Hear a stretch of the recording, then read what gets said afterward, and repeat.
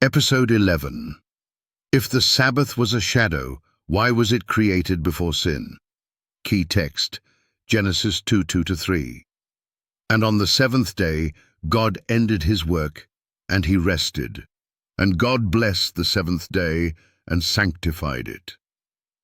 If the Sabbath was just a shadow of things to come, as some pastors claim, then why did God create it before sin ever existed? Let's go back to the beginning. Genesis chapter 2:2-3 says, And on the seventh day God ended his work which he had made, and he rested. And God blessed the seventh day and sanctified it. There were no Jews yet, no law of Moses, no sacrifices, no sin. And yet, the Sabbath was born. That destroys the claim that the Sabbath was a shadow pointing forward to Jesus. Shadows only exist because of sin.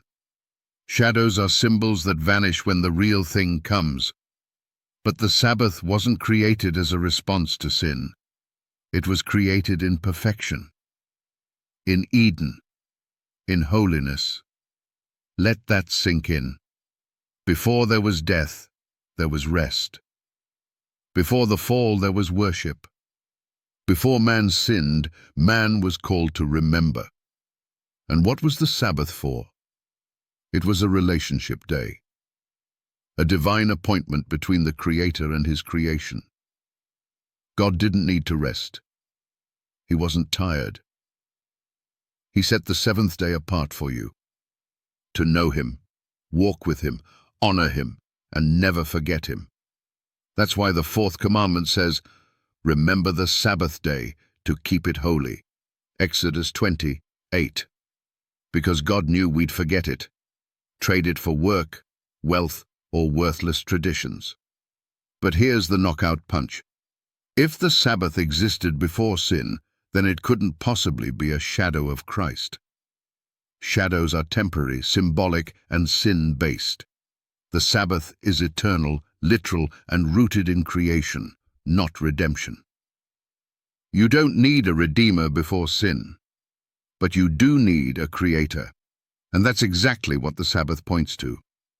Exodus 20:11 makes it plain. For in 6 days the Lord made heaven and earth, and rested the seventh day. The Sabbath is the memorial of creation. It tells the world who God is, the creator of everything. That's why Satan hates it, because if the world forgets the Sabbath, it forgets the Creator.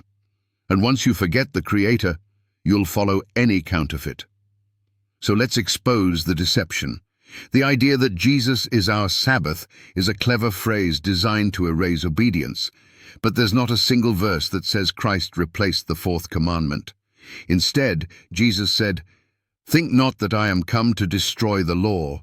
Matthew 5:17. He didn't destroy the Sabbath. He honored it.